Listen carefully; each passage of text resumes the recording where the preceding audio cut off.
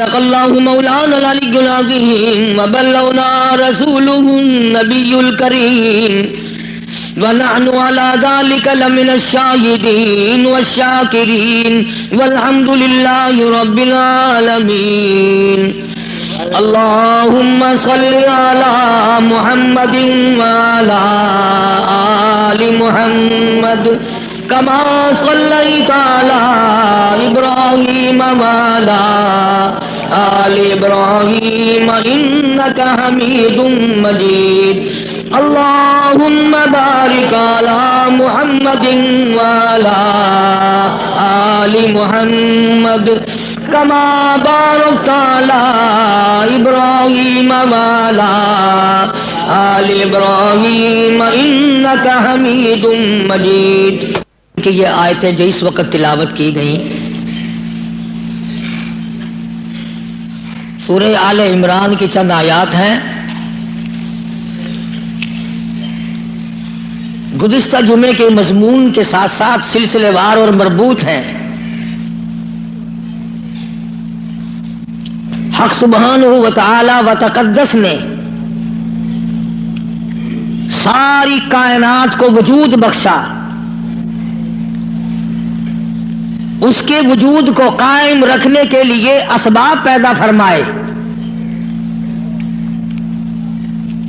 درختوں اور باغوں بہاروں اور پھول پتیوں اور سبزیوں ترکاریوں کی بقا کے لیے ہوا اور دھوپ اور پانی کے اسباب مہیا کیے. انسانیت کی بقا کے لیے اس کی خوراک، اس کی کھانے پینے کی چیزوں کو مہیا فرمایا، پیدا فرمایا، اور اتنا پیدا فرمایا کہ منگل بدھ کا ناغا خود کرو تو کرو، وہ نہیں منع کرتا کہ آج نہ کھاؤ اور کل کھانا.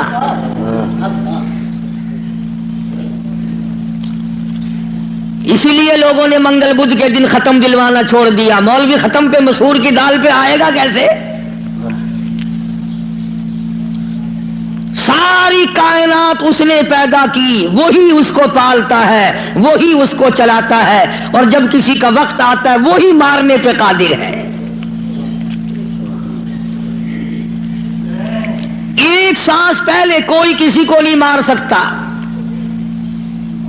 اور ساری دنیا کے نبی، ساری دنیا کے صحابہ، ساری دنیا کے امام، ساری دنیا کے قطب اور ابدال، فقیر اور درویش اور عالم مل کر کوشش کریں، کسی کا ایک سانس نہیں بڑھا سکتے.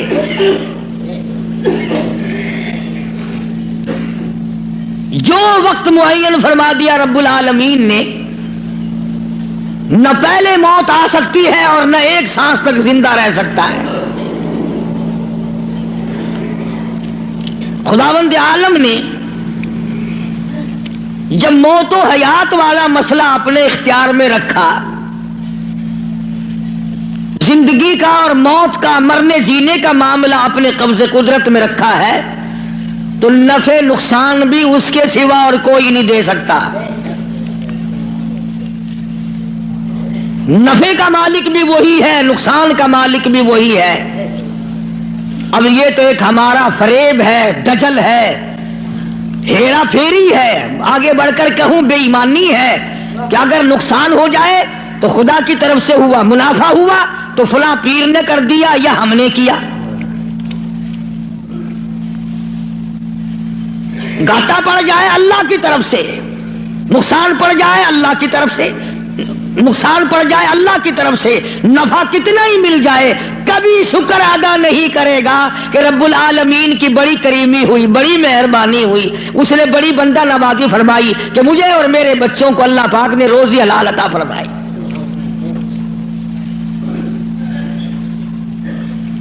جب یہ ساری چیزیں اسی کے قبضے قدرت میں ہیں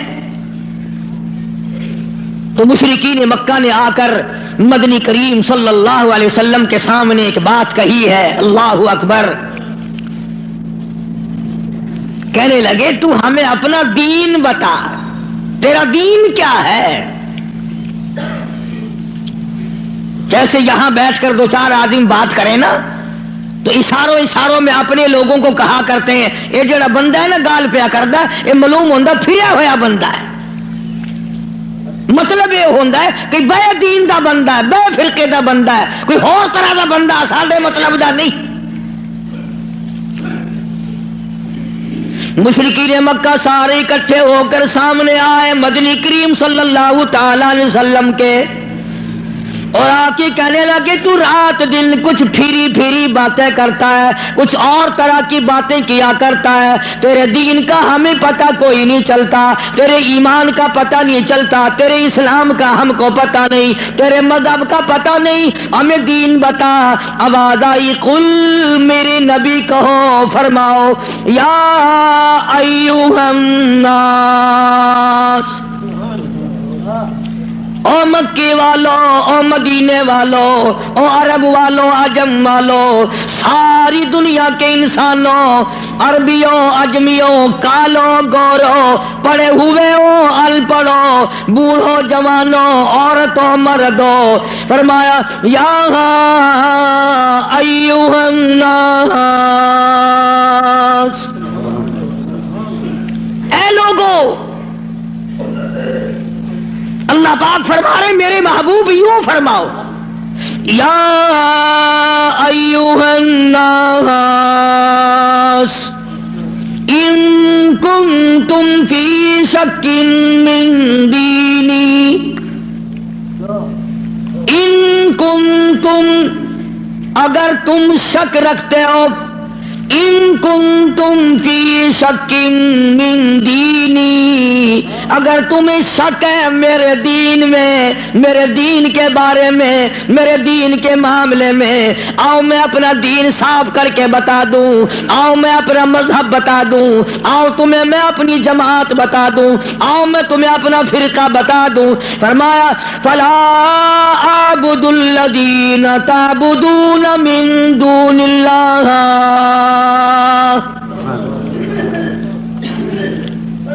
یہ ہے میرا مذہب،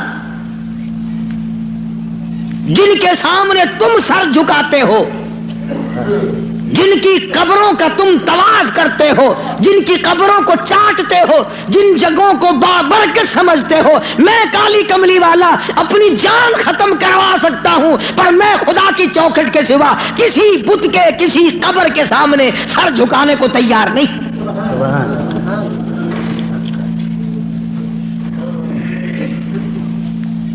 سرکار مدینہ صلی اللہ علیہ وسلم نے ابراہیم علیہ السلام کی قبر کے سامنے سر نہیں جھکایا، تم ننگوں کی قبروں کے سامنے سر جھکاتے ہو۔ مدنی کریم صلی اللہ تعالی علیہ وسلم نے اسماعیل علیہ السلام کی قبر کے سامنے سر نہ جھکایا، یعقوب علیہ السلام کی قبر کے سامنے سر نہیں جھکایا، یوسف علیہ السلام کی قبر کے سامنے سر نہیں جھکایا، موسیٰ علیہ السلام کی قبر کے سامنے سر نہیں جھکایا، اور آپ صاف صاف فرما دیا فلا اعبد الذین تعبدون من دون اللہ، میں ہرگز ہرگز کسی اور کی عبادت کرنے کو تیار نہیں، میری ساتھ لڑو، میری ساتھ جھگڑا کرو، او مکے والوں میں تم سب کی مار کھانے کو تیار ہوں، اپنے دین کا سودا کرنے کو تیار نہیں۔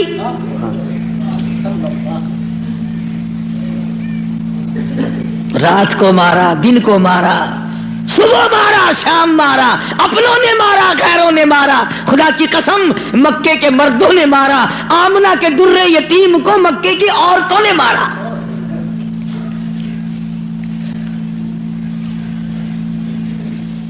اور کس کی عبادت کرتے ہو؟ کس کی پوجا کرو گے؟ کون ہے عبادت کے لائق؟ فرمایا میں تو عبادت بھی، سجدہ بھی، رکوع بھی، نظر نیاز بھی ساری اس کے لیے کرتا ہوں، ولیکن اعبد اللہ الذی یتوفاکم،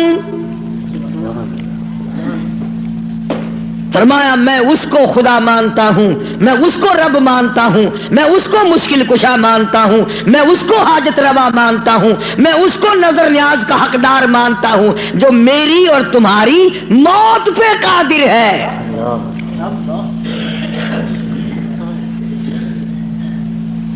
اللہ پاک جل شانہ نے کتنی بڑی دلیل عطا فرمائی ہے. جو کسی کو مارتا ہو، زندہ کرتا ہو، پیدا کرتا ہو، وہ خدا ہے. جو مر جائے وہ خدا نہیں. بھلا جس کی خود موت آ جائے وہ خدا کیسے ہے؟ قرآن کہتا ہے ایک لمحے کے لیے، ایک سیکنڈ کے لیے جس کو اونگ آ گئی وہ خدا نہیں، اور جو عمر بھر کے لیے قبر میں جا کے سو گیا وہ خدا کیسے ہو سکتا ہے؟ فرمایا اللہ لا الہ الا هو الحی القیوم.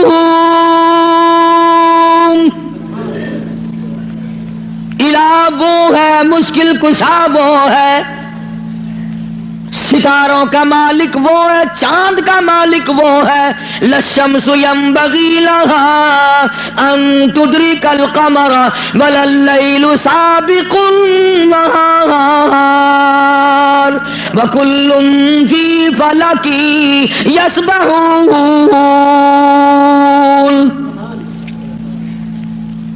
فرمایا کتنی مدت گزر گئی، چاند سورج کو گردش کرتے، کبھی ٹکر ہوئی، کبھی ایکسیڈنٹ ہوا. رات دن کو کتنے دن ہو گئے چلتے ہوئے، کبھی تک آپس میں ٹکراؤ تصادم ہوا. تو ارشاد فرمایا محمد عربی صلی اللہ علیہ وسلم کی زبان سے، اللہ پاک نے کلام خدا ہے، زبان مصطفیٰ ہے، حکم خدا کا ہے، زبان کالی کملی والے کی ہے. فرمایا ولیکن اعبد اللہ،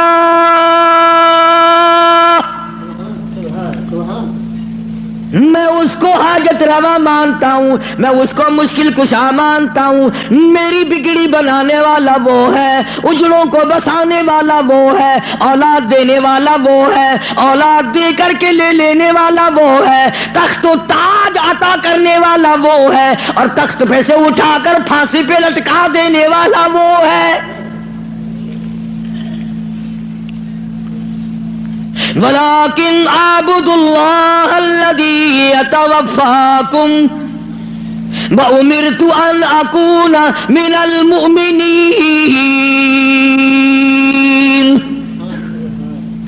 مجھے حکم ملا ہے کہ میں سب سے پہلے اس مالک کائنات پہ یقین کرنے والا بنوں، فرما برداری کرنے والا بنوں، احکام کو سنبھالنے اور عمل کرنے والا بنوں. سب سے پہلے مجھے حکم ملا ہے. وَأَنْ أَقِمْ وَجْهَكَ لِلدِّينِ حَنِيفًا وَلَا تَكُونَنَّ مِنَ الْمُشْرِكِينَ. فرمایا کہ مجھے حکم ملا ہے میں اللہ سبحانہ و تعالیٰ کی طرف منہ رکھوں. منہ رکھنے کا مطلب یہ کبھی اس سے نہ بگاڑوں، اس کے مقابلے میں کبھی کسی کو حاجت روا نہ جانوں. اچھا ایک لفظ اور سمجھ لیں، اگر آپ کی سمجھ میں یہ باتیں بیٹھ جائیں تو انشاءاللہ تا زندگی کام آئیں گی. یہ جو لفظ سبحان ہے، سبحان ربی العظیم، سبحان ربی الاعلی، سبحانک اللہم، سبحان اللہ وبحمدہ، سبحان اللہ والحمدللہ، فسبحان اللہ رب العرش العظیم، سبحان اللہ عما یشرکون. یہ جو قرآن میں، نماز میں، حدیثوں میں لفظ سبحان ہے، اس کے معنی، اس کا ترجمہ سب علماء اور تمام لوگ یہ کرتے ہیں پاک ہے اللہ. اس کا مطلب یہ معنی یہ کرتے ہیں پاک ہے اللہ. سبحانک اللہم، اے اللہ ہم تیری پاکی کا اقرار کرتے ہیں. جو میں آپ کو سمجھانا چاہتا ہوں وہ اب بھی نہیں سمجھے، وہ اب بھی نہیں سمجھے. پاک ہے ذات تیری. پتہ لوگوں نے کیا سمجھا؟ گندگی سے پاک ہوگا، چھینٹے پڑنے سے پاک ہوگا، استنجا کرنے سے پاک ہوگا، بیوی سے پاک ہوگا، ماں باپ سے پاک ہوگا، کھانے پینے سے پاک ہوگا، سونے سے پاک ہوگا، کسی کا محتاج نہیں ہوگا. یہ معنی نہیں ہے. سبحانک اللہم، اے اللہ ہم تیری پاکی کا اقرار کرتے ہیں، تو پاک ہے. کیسے پاک ہے؟ پلیتی سے پاک مراد نہیں، نہ باقی سے مراد پاک نہیں، بلکہ تو پاک ہے اس بات سے کہ تیری خدائی میں کوئی ساجی بنے، تو اس بات سے پاک ہے، کوئی تیرا ساجی بن نہیں سکتا۔ اس لیے فرمایا سبحان اللہ عما یشرکون، تو شریکوں سے پاک ہے۔ بے ہم سب کے شریکے ہیں، بھائی ہیں، برادری ہیں، قربے ہیں، قبیلے ہیں، چچے تائے ہیں، ہم سب شریکوں والے ایک خدا کی ذات ہے جس کا کوئی شریکہ نہیں، شریک نہیں، ساجی نہیں، ہمسر نہیں، پیدا کرنے والا کوئی نہیں، اس سے کوئی پیدا نہیں ہوا، وہ اپنی خدائی میں یکتا ہے، قدیم ہے، ہمیشہ سے ہے، ہمیشہ رہے گا، ساری دنیا مٹ جائے گی، خدا جب بھی رہے گا۔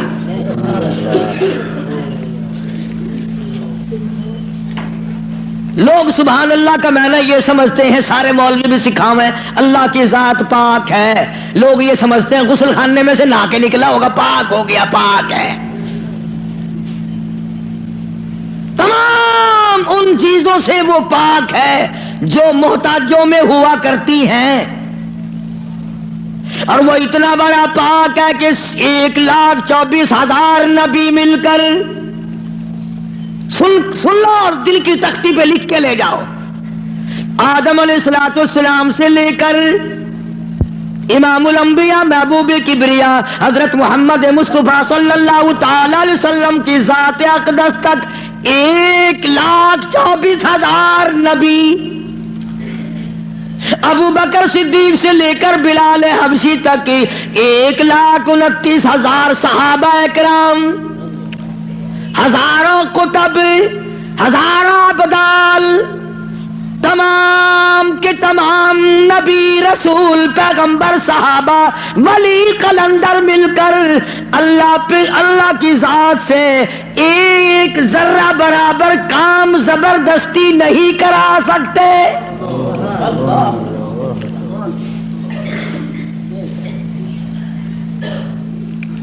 کوئی زبردستی نہیں کرا سکے گا۔ آیت الکرسی کی کیسٹ آپ نے سنی ہوگی، فرمایا من ذا الذی یشفع عنده الا باذنہ، من، یہ جو لفظ ہے عربی کا من، اس کے معنی پتہ کیا ہے؟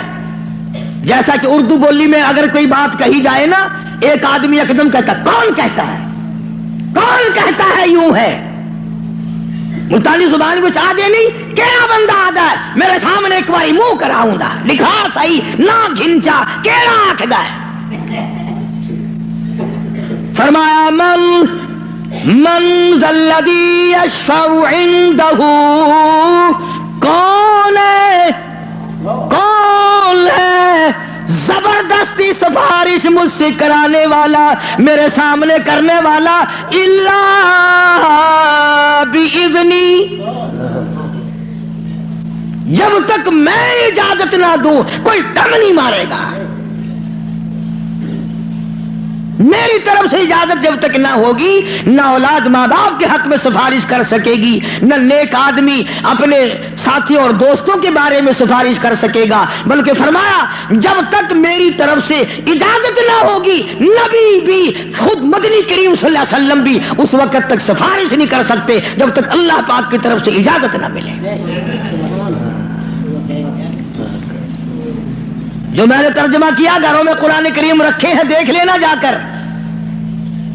من ذا الذی، کون ہے، کس کی مجال ہے، کس کی جرت ہے، کون میرے سامنے آ سکتا ہے، اور کیسے سامنے آئے؟ میدان محشر ہوگا، قرآن کریم ہے، اب آیت آتی ہے یوم یجمع اللہ، یوم یجمع اللہ الرسل فیقول ماذا اجبتم، اللہ پاک سارے نبیوں کو، سارے رسولوں کو، سارے نبیوں کو، سارے پیغمبروں کو جمع کر کے فرمائیں گے کیا تم نے لوگوں کو کہا تھا؟ حالانکہ اللہ پاک جانتا ہے وہ عالم الغیب ہے، اسے پتہ ہے، مگر پھر بھی ضابطے کو پورا کرنے کے لیے پوچھتا ہے۔ ایک دو کی بات نہیں، یوم یجمع اللہ الرسل، سارے رسولوں سے اللہ پوچھے گا۔ فیقول ماذا اجبتم، کیا تم نے کہا تھا خدا کے سوا ہماری پوجا کیا کرو، ہماری قبروں کو سجدے کیا کرو، ہماری قبروں کا طواف کیا کرو، ہماری قبروں پہ غلاف چڑھایا کرو، ہماری قبروں پہ دیوے بالا کرو، ہماری قبروں پہ پھول چڑھایا کرو۔ فَيَقُولُ مَاذَا أُجِبْتُمْ، کیا تم نے کہا تھا؟ قرآن کریم ہے، سارے کے سارے کانپ جائیں گے، لرز جائیں گے، ڈر جائیں گے، اور سارے نبی فرمائیں گے قالوا لا علم لنا، اے بے نیازی، او بادشاہ، او خالق، او مالک، تیری ذات جانتی ہے، لا علم لنا، ہمیں تو پتہ بھی نہیں یہ بدبخت کب سجدے کرنے آئے، کب پوجا کرنے آئے، کب چراغ جلانے آئے، ہمیں کون سی سردی لگتی تھی، یہ کب غلاف چڑھانے آئے، یہ کب پھول چڑھانے آئے۔ انک انت علام الغیوب،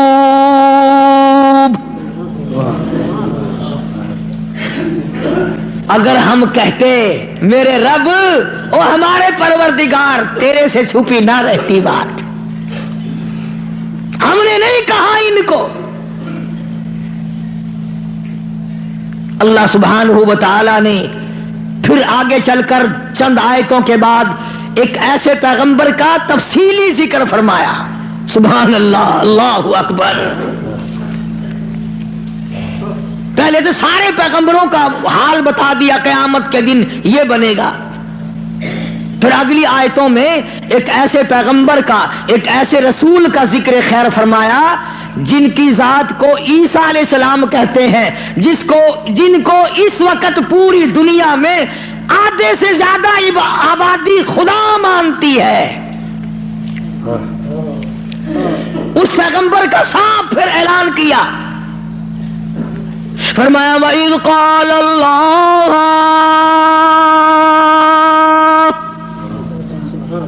یا عیسی ابن مریم، او عیسیٰ علیہ السلام بیٹے مریم کے،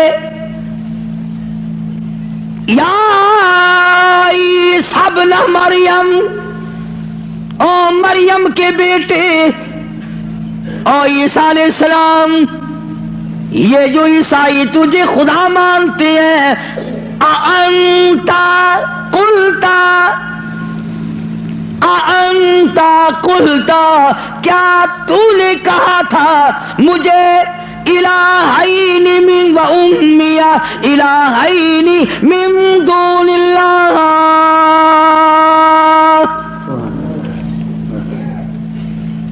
کیوں جناب اے عیسیٰ علیہ السلام، کیا تم نے کہا تھا لوگوں کو کہ مجھے اور میری والدہ کو خدا ماننا؟ اب ایک کڑوی بات کہہ دوں، عیسائی ہے، ایک عیسیٰ علیہ السلام کو خدا مانتے ہیں، ایک ابراہیم علیہ السلام کو خدا مانتے ہیں۔ عیسائی تین خدا کو مان جائیں تو اسلام سے نکل جائیں، کافر ہو جائیں، اور ہمارے لیے چھٹی ہے، ہم ہزاروں خداؤں کو مانتے رہیں۔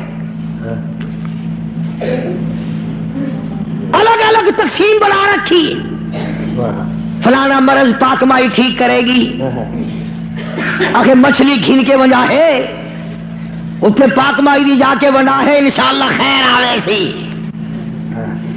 مچھلیاں دی جا بئی گولی کھڑن، ککڑاں دی جا بئی ہے، بکریاں دی جا بئی ہے، ساڈا نمبر آوے انشاءاللہ کٹے دا گوشت، ماں پیو دا ختم دیوانا ہوئے نا، اندازہ لگا، تماشا دیکھ کیا بنا رکھا ہے، الگ الگ جگہ بنا رکھی ہے۔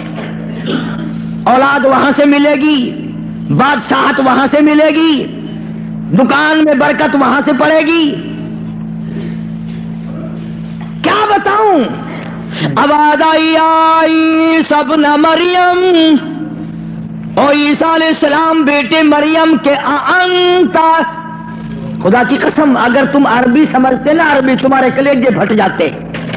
خدا نے یہ جو لفظ استعمال کیے نا یہاں انتا، بڑے جھڑکی والے لفظ ہیں. او کیا تو نے من دون اللہ، میرے سوا. اللہ اکبر. اللہ پاک کے غضب کو، اللہ کے قہر کو، اللہ کے جلال کو انبیاء سے زیادہ کون سمجھ سکتا ہے؟ پیغمبروں سے زیادہ اس کے قہر کو کون جانے؟ عیسیٰ علیہ السلام تھرا جائیں گے، گھبرا جائیں گے. قرآن اب جواب کیا ہونا چاہیے تھا؟ کو اللہ کے سوا خدا بنا لینا، تو جواب یہ ہونا چاہیے تھا نہیں جی، نہ صحیح نہیں صاحب، میں نے ایسا نہیں کیا. اللہ اللہ. عبادت عیسیٰ علیہ السلام روئے، گھبرائے، بول اٹھے، فرمانے لگے قال سبحانک. آیا وہی لفظ عیسیٰ علیہ السلام، پاک ذات تیری، سبحانک، تو پاک ہے، شریکوں سے پاک ہے، عیبوں سے پاک ہے. جب تو خود پاک ہے میں شریک کیسے بن جاتا؟ ہاں کی بات نہیں کری، خدا کی عدالت ہے. ہاں شیشن میں عدالت میں پیشی ہونا کئی دن پہلے بخار چڑھ جاتا ہے. ہائی کورٹ کی پیشی ہو ہفتہ پہلے دماغ خراب ہو جاتا ہے. سپریم کورٹ کی پیشی ہو 6 مہینے پہلے دماغ خراب ہو جاتا ہے فکر میں. ارے خدا کی عدالت کی پیشی ہے، عدالت خدا کی ہے، پیشی نبی کی ہے. فرمایا قال سبحانک. بولے ہیں عیسیٰ علیہ السلام، یا اللہ پاک ذات تیری، ما یکون لی ان اقول ما لیس لی بحق. یا اللہ تو پاک ہے، جن چیزوں سے میں ایسی بات کیسے کہہ سکتا ہوں؟ کیوں کر میں کہتا ایسی بات جس سے تو پاک ہے؟ یعنی اور خدا ہو ہی نہیں سکتا. اور آگے پھر عیسیٰ علیہ السلام نے اور فرمایا ان کنت قلتہ فعلمت. اگر میں کہتا یا اللہ تو جان لیتا، تجھ سے چھپا ہوا کچھ بھی نہیں ہے، تجھے علم ہوتا. کیوں؟ تعلم ما نفسی ولا اعلم ما فی نفسک. تجھے وہ سارا پتا ہے جو میرے دل میں ہے، میرے جی میں ہے، اور میں نہیں جانتا جو کچھ تیرے علم میں ہے. تعلم ما نفسی، تو جانتا ہے جو کچھ میرے دل میں ہے، میرے جی میں ہے. ولا اعلم ما فی نفسک، میں نہیں جانتا جو کچھ تیرے علم میں ہے. انک انت علام الغیوب، غیب کی باتیں جاننے والا تو ہی ہے، تیرے سوا کون جانے کل کیا ہوگا، پرسوں کیا ہوگا، صبح کیا ہوگا، شام کیا ہوگا، اور کوئی نہیں جان سکتا. معلوم یہ ہوا کہ نفع نقصان کا مالک خدا کی ذات کے سوا اور کوئی ہو ہی نہیں سکتا. تو بات یہاں سے چلی کہ محمد عربی صلی اللہ علیہ وسلم کو مشرکین مکہ نے پوچھا تو اپنا دین بتا، تو اپنا عقیدہ بتا، آپ اپنا مذہب بتائیں، آپ اپنا مسلک بتائیں، آپ اپنا عقیدہ بتائیں. تو فرمایا وَأُمِرْتُ لِأَنْ أَكُونَ أَوَّلَ الْمُؤْمِنِينَ، مجھے حکم ملا سب سے پہلے میں یقین کرنے والا بنوں. وَأَنْ أَقِمْ وَجْهَكَ لِلدِّينِ حَنِيفًا وَلَا تَكُونَنَّ مِنَ الْمُشْرِكِينَ.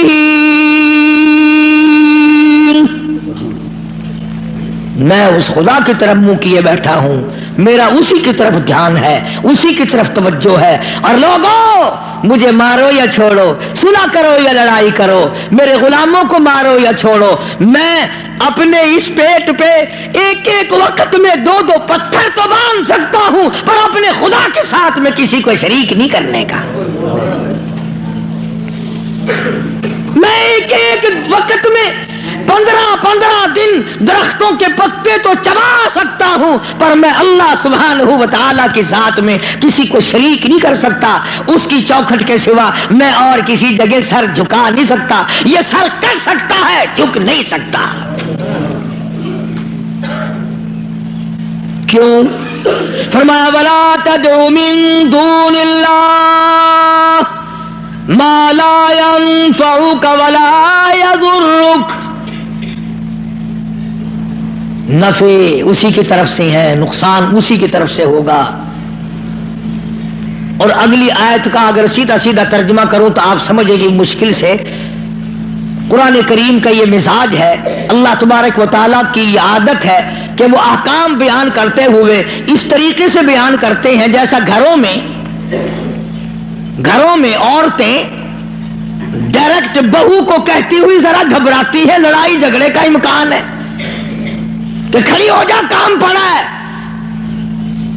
اصل مقصد ہے بہو کو کہنا، لیکن ماں کرے گی کیا؟ یہ چھوکری کھڑی ہو جا، دیر ہوگی، شرم نہیں آتی، اب تک پڑی ہے. جانے گی نا کہ یہ میری لڑکی ہے، برا نہیں ماننے کی.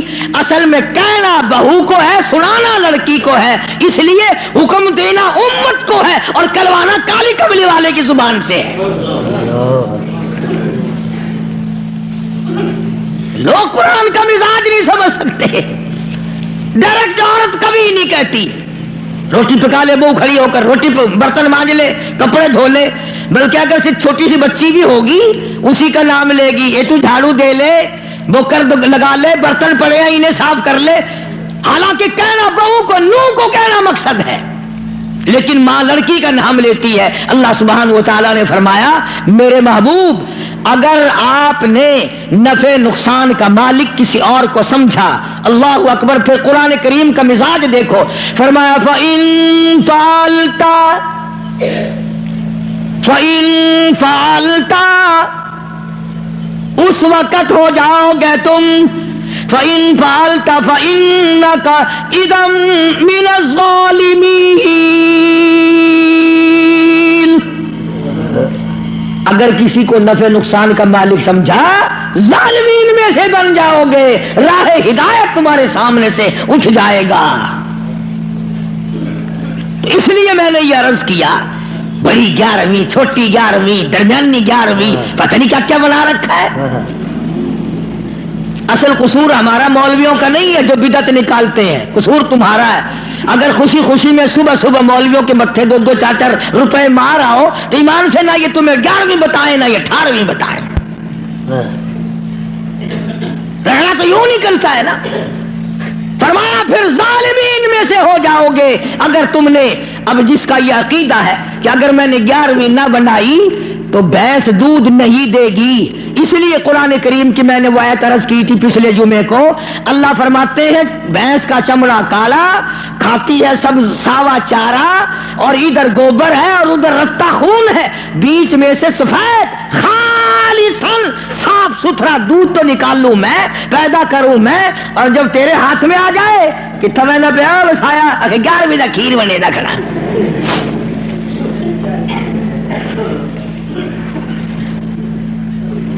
فرمایا یہ میں نے پیدا کیا ایک ایک قطرہ دودھ کا، ایک ایک قطرہ خالصاً. لوگوں نے یہ سمجھا پانی ملا ہوا نہیں ہوگا. یہ جو لفظ خالص ہے قرآن کریم میں، اس سے لوگوں نے یہ سمجھا ہوگا کہ خالص ہوگا بغیر پانی کا. نہیں، یہ بات نہیں، بلکہ اللہ پاک فرماتے ہیں پانی سے بھی پاک ہے. خالصاً میرے نام کے سوا اس دودھ کا ایک قطرہ پیدا کرنے والا کوئی نہیں. خالصاً ایک بوند دودھ کی میرے سوا کوئی نہیں بنا سکتا. اس لیے فرمایا وَيَمْسَسْكَ اللَّهُ اللہ اللہ. سورۃ یونس کا آخری رکوع ہے، 11واں سپارہ ہے. دیکھا 11ویں کا ثبوت 11ویں سپارے میں. میں نے ایک مولوی صاحب سے پوچھا، میں نے کہا جی 11ویں کا کوئی ثبوت بھی ہے؟ آخر ہاں. میں کہا کتنے؟ اگر 11واں سپارہ نہیں کھڑا قرآن وچ. میں کہا ہے اکبر کی 11ویں ثابت تھی گئی.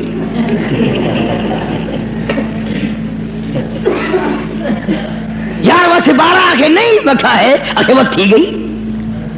اندازہ لگا کیا قصے ہیں یہ.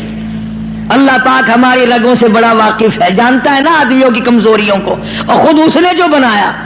فرمایا کہ اچھا جی یہ باتیں اس وقت تک کی ہیں جب آدمی سکھیا ہو، جب پریشانی میں ہوتا ہے، جو چکر میں پھنستا ہے، مت ماری جاتی ہے، عقل کام نہیں کرتی، پھر وہ اس قسم کا کام کر بیٹھتا ہے.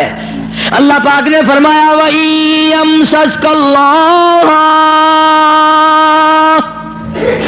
بِضُرٍّ فَلَا كَاشِفَ لَهُ إِلَّا هُوَ.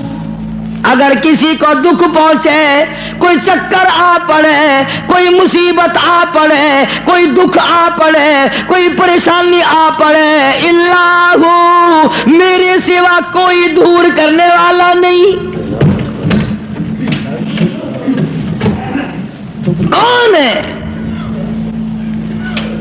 تیرا بخار اتارنے والا کوئی نہیں، تیری بگڑی ہوئی بنانے والا کوئی نہیں، تیری خالی جھولی کو بھرنے والا کوئی نہیں، تیری خالی جیب کو بھرنے والا کوئی نہیں، تجھ بے علم کو علمدار بنانے والا اس کے سوا کوئی نہیں.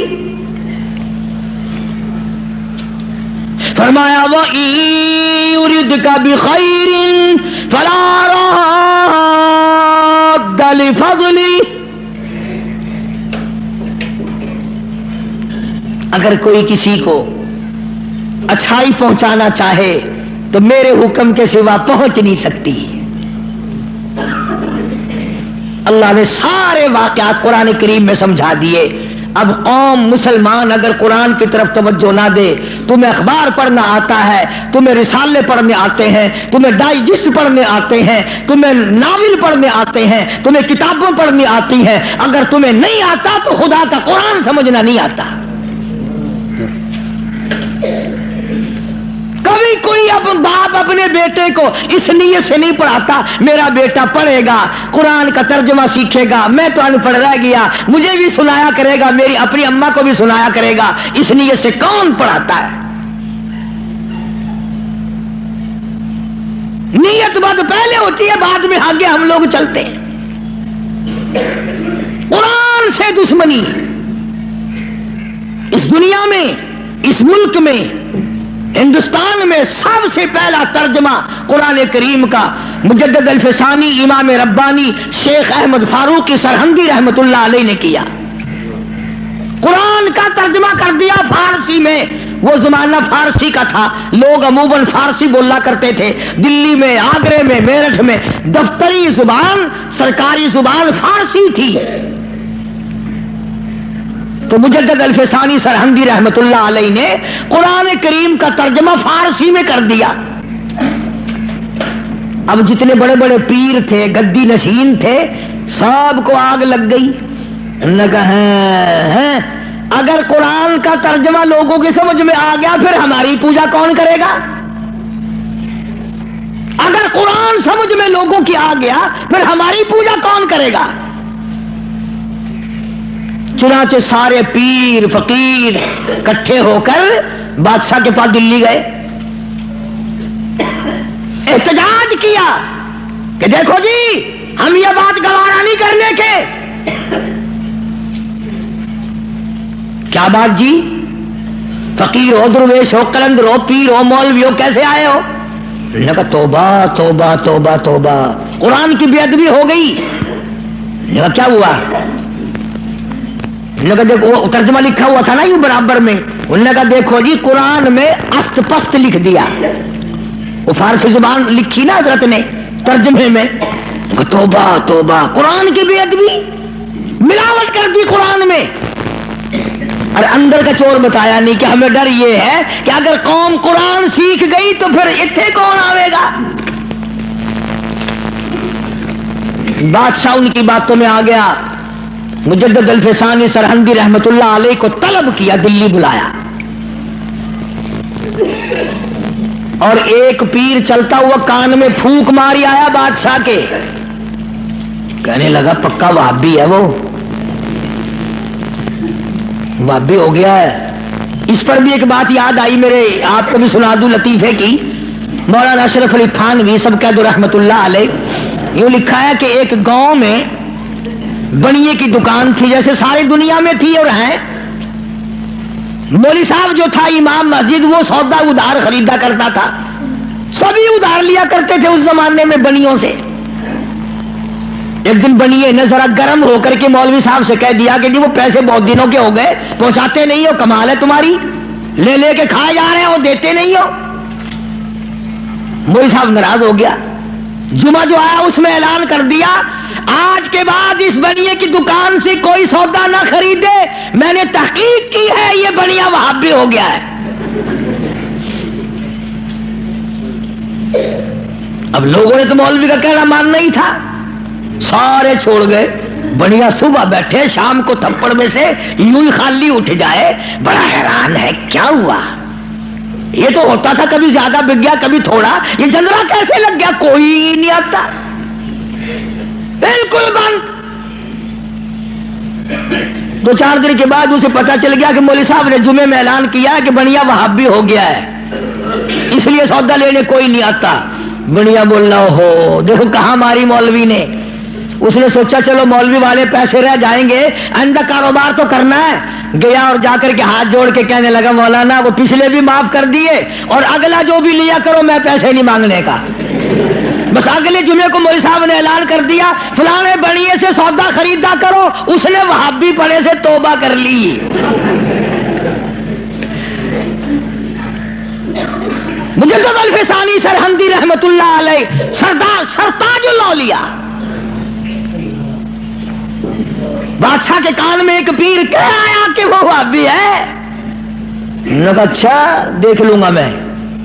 بلایا مجدد صاحب کو, اور کسی نے کہہ دیا تجھے سجدہ نہیں کرنے کا, وہ بادشاہوں کو لوگ سجدے کیا کرتے تھے, تجھے سجدہ نہیں وہ کرنے کا. تو اس نے کیا کیا, بادشاہ نے اپنے دربار میں ایک موری بنوائی, ایک دری بنوائی, جس میں سے آدمی جھک کے گزرے تو گزرے ورنہ گزر ہی نہیں سکتا تھا. انہوں نے کہا چلو مولوی ہے وہ اکڑا ہوا, سجدہ تو کرے گا نہیں, باقی میری عزت تو ہوگی, اس میں سے تو جھکے گا نا, دری میں سے تو, اس دروازے میں سے تو جھک کے آئے گا, کم سے کم لوگ دیکھ تو لیں گے. بادشاہ کے سامنے مولوی بھی, شیخ احمد فاروقی, مجدد صاحب بھی جھک رہے ہیں. لیکن ان اللہ والوں کی عقل کو بادشاہ کہاں پہنچ سکتے ہیں. سبحان اللہ, اللہ والے ہوتے ہیں. جب وہ آیا نا موقع, موری آئی, وہ دری آئی, اور مجدد صاحب کو کہا کہ جی اس میں سے گزرنا ہے, بادشاہ اندر آپ کو بلا رہا ہے. مجدد صاحب سیاڑا آدمی, یوں دونوں پیر پہلے اندر ٹپا کے اور پھر یوں کر کے اندر گیا. سارا دربار حیران ہو گیا کہ یہ کیا ہوا بھائی. اس نے اپنی جاڑ میں زور بھی لگائے, دری بنوائی, موری بنوائی کہ چلو مصنوعی جھک جائے گا. مجدد صاحب نے پہلے پیر اندر نکالے, قید کر دیا. اللہ اللہ اللہ. ہاں قرآن کا ترجمہ جس نے بھی کیا مار کھائی. نبی نے کیا اس کو پتھر لگے, مجدد نے کیا اس کو قید ملی. آج میں ترجمہ کروں گا تو مجھے ہی کیا دے کے جاؤ گے. فرمایا مدنی کریم صلی اللہ تعالی علیہ وسلم نے لگا, اس بات کو پلے باندھ لو, ساری دنیا کی عبادات اور ساری دینی عبادات کا مدار ہے اللہ کی توحید پہ. مجدد صاحب کو جیل میں ڈال دیا قرآن کا ترجمہ کرنے کے جرم میں. تو آج ہی کون معاف کرتا ہے قرآن کریم کا جو ترجمہ سنائے گا, جو مصطفیٰ کریم صلی اللہ علیہ وسلم کے ارشاد کو صحیح سنائے گا, کون سامنے پیش کرے. ایک بات تو یاد کرنے کے قابل ہے, اللہ اکبر نبی کا آخری وقت ہے. صلی اللہ علیہ وسلم، ایمانداری سے بتاؤ، قبلے کی طرف منہ کیے ہوئے سارے باوضو بیٹھے ہو، مرد عورت وضو کے ساتھ بیٹھے ہو، آخری وقت ہو، بالکل آخری وقت ہو، یقین ہو جائے دل کو کسی طرح سے بھی کہ میرا آخری وقت ہے، پھر آدمی ہر وہ چیز مانگتا ہے جو اچھے سے اچھی لگے آخرت کے اعتبار سے، توبہ کرنے کی کوشش کرتا ہے، استغفار کرتا ہے، یعنی جو کام اس کی نظروں میں سب سے اچھا ہو وہ کرنے کی کوشش کرتا ہے آخر میں۔ مدنی کریم صلی اللہ تعالی علیہ وسلم کا آخری وقت ہے، اللہ پاک کی حضور میں جھولی پھیلا دی، مانگنے والا مصطفیٰ کریم صلی اللہ علیہ وسلم ہے، دینے والا خدا ہے۔ آخری وقت میں کیا مانگا؟ اولاد نہ مانگی، کھانا نہ مانگا، کپڑا نہ مانگا، اولاد کے لیے کچھ نہ مانگا، گھر والیوں کے لیے کچھ نہ مانگا، بیٹیوں کے لیے کچھ نہ مانگا، فاطمہ الزہرا کے لیے کچھ نہ مانگا، سیدنا حسن کے لیے کچھ نہ مانگا، سیدنا حسین کے لیے کچھ نہ مانگا، تمام گھر والوں کے لیے کچھ نہ مانگا، اور فرمایا اللہم او میرے رب لا تجعل قبری، اور میرے معبود میری قبر کو سجدہ گانا بنانا۔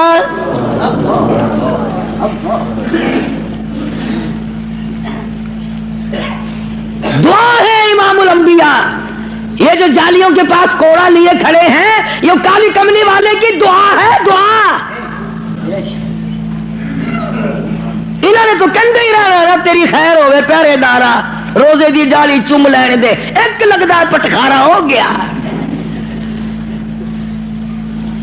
ہوں 400 بندے کٹھے ہوئے مدینے پاک اسی ملاد کرنا ہی کرنا ہے، انہوں نے پھڑ کے ٹھوک دیتے جیل وچ، مگر تسی اتنے مدینے پاک امام الانبیاء دا روزہ اتنے ہوئے، کالی کملی والے صلی اللہ علیہ وسلم دا روزہ مبارک اتنے ہوئے، حضور دے 10,000 جرنیل اتنے ستے پے ہومن، حضور دی 4 بیٹیاں اتنے ہومن، حضور دی 9 گھر والیاں اتنے ہومن، حضور دی 6 پھوپھیاں اتنے ہومن، اور جتھے خالی جیسے جرنیل سوئے ہوئے ہو وہاں تو بیٹھ کر میلاد کرنے لگا۔